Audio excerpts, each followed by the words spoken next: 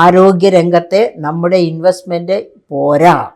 ആരോഗ്യരംഗത്ത് സ്വകാര്യ മേഖലയുടെ ഇൻവെസ്റ്റ്മെൻറ്റ് കൊണ്ടാണ് കേരളം നന്നായി നിൽക്കുന്നത്. പക്ഷേ സ്വകാര്യ മേഖല, അതായത് ആരോഗ്യരംഗം ഇപ്പോൾ ഉള്ളതൊക്കെ മൾട്ടി സ്പെഷ്യാലിറ്റീസ് ഒക്കെയാണ് ഉള്ളത്, സാധാരണക്കാർക്ക് അപ്രോച്ചബിൾ അല്ല. അപ്പോൾ സാധാരണക്കാർക്ക് അപ്രോച്ചബിൾ ആയിട്ടുള്ള ആരോഗ്യ തരംഗം ഉണ്ടാകണമെങ്കിൽ ഇപ്പോൾ തന്നെ കേരളത്തിലെ അവസ്ഥ നമുക്കറിയാം. എങ്ങനെ നിൽക്കുകയാണ് കേരളത്തിൻ്റെ ആരോഗ്യരംഗമെന്ന്? കുത്തഴിഞ്ഞ് നശിച്ച് കിടക്കുകയാണ്. സാധാരണക്കാരന് ഒരു രക്ഷയുമില്ലാത്ത രീതിയിൽ. അപ്പോൾ അതിൽ നിന്ന് മാറണമെങ്കിൽ എന്താ വേണ്ടത്? നമുക്ക് 2017 ആരോഗ്യ നിയമം നോക്കാം. അതായത് നാഷണൽ ഹെൽത്ത് പോളിസി 2017 നരേന്ദ്രമോദി കൊണ്ടുവന്ന ഏറ്റവും വിശിഷ്ടമായ ഒരു ഹെൽത്ത് പോളിസിയാണ് 2017 ഹെൽത്ത് പോളിസി. അതിനകത്ത് എന്താ പറയണത്? സംസ്ഥാനങ്ങൾ അവരുടെ GSDPയുടെ 8% ആരോഗ്യ മേഖലയ്ക്ക് വേണ്ടി ചെലവഴിക്കണം എന്നാണ് പറഞ്ഞിരിക്കുന്നത്. കേന്ദ്രം 2%. കേന്ദ്രം പക്ഷേ ഈ പ്രാവശ്യം എത്രയാ മാറ്റി വെച്ചിരിക്കുന്നതെന്ന് അറിയണ്ടേ?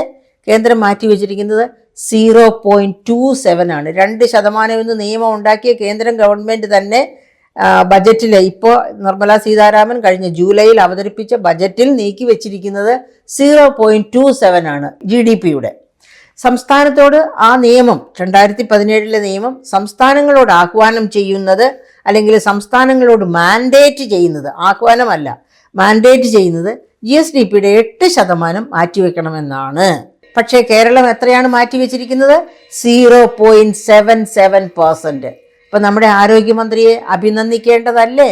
ഈ നിയമം, കേന്ദ്രം പാസാക്കിയ നിയമം പോലും മനസ്സിലാക്കാതെ അതിനടുത്തേക്കെങ്കിലും എത്തിയിരുന്നെങ്കിൽ, പോട്ടെ 3-4% ആയിരുന്നെങ്കിൽ, ഇത് വെറും 0.77% ഓഫ് അവർ GSDP ആണ് ആരോഗ്യ മേഖലയ്ക്ക് വേണ്ടി മാറ്റിവെച്ചിരിക്കുന്നത്. ഇത് മാറണം.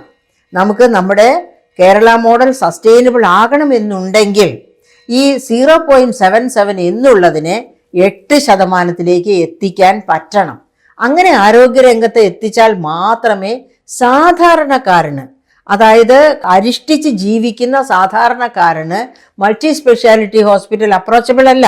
അങ്ങനെയുള്ളവരുടെ ആരോഗ്യ സംരക്ഷണം എന്ന് പറഞ്ഞാൽ ഇങ്ങനെ ഗവൺമെൻറ് സെക്ടറിൽ തന്നെ, പൊതുമേഖലാ തലത്തിൽ തന്നെ ആശുപത്രികൾ, അതായത് ഇപ്പോൾ നിലവിലുള്ള ആശുപത്രികൾ തന്നെ നമുക്കറിയാം.